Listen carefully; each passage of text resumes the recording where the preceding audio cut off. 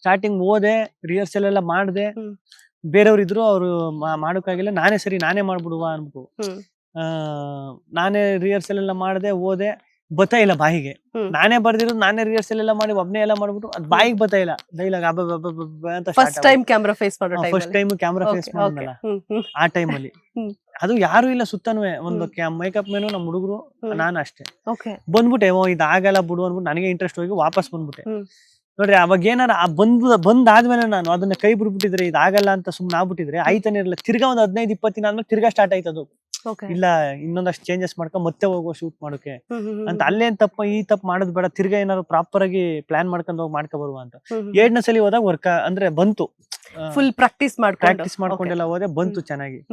ಅದನ್ನ ತಕೊಂಡ್ ಇವು ಫೇಸ್ಬುಕ್ ಇದಕ್ಕೆಲ್ಲ ಹಾಕಾದ್ಮೇಲೆ ಒಂದಷ್ಟು ಜನ ಗುರುತಿಸುತ್ತೆ. ಅಂದ್ರೆ ನನ್ನ ಸುತ್ತ ಸರ್ಕಲ್ ಏನೈತೆ ಅದು, ಮೊನ್ನೆ ಮಾಡಿದೆಲ್ಲ ಚೆನ್ನಾಗಿತ್ತು, ಅದು ಸಖತ್ ಇಷ್ಟ ಆಯ್ತು ಅನ್ನೋ ಸ್ಟಾರ್ಟ್ ಮಾಡೋದು.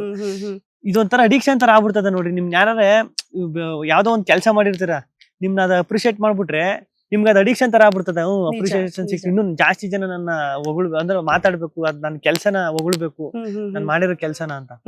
ಅದಾದ್ಮೇಲೆ ಇನ್ನೊಂದ್ ಮಾಡ್ತೀನಿ ನಲ್ಲಿ ಮೂಳೆ ಅಲ್ಲಿ. ಅದಾದ್ಮೇಲೆ ಒಂದ್ 4-5-6 ಬ್ಯಾಕ್ ಟು ಬ್ಯಾಕ್ ಮಾಡ್ಕೋಯ್ತೀನಿ. ಒಂದಷ್ಟು ಜನ ಗುರುತಿಸಕ್ ಸ್ಟಾರ್ಟ್ ಮಾಡ್ತಾರೆ. ಅಲ್ಲಿಂದ ಮತ್ತೆ ಇದು ಸ್ಟಾರ್ಟ್ ಆಯ್ತದೆ ಚಾನೆಲ್ 2022 ಆ ಟೈಮಲ್ಲಿ. ಅಲ್ಲಿಂದ ಬ್ಯಾಕ್ ಟು ಬ್ಯಾಕ್ ಶೋಗಳು ತಿರ್ಗಾ. ಅಲ್ಲಿಂದ ಬಿಗ್ ಬಾಸ್. ಇಲ್ಲಿಂದ ನೋಡ್ಬೇಕು ನೆಕ್ಸ್ಟ್.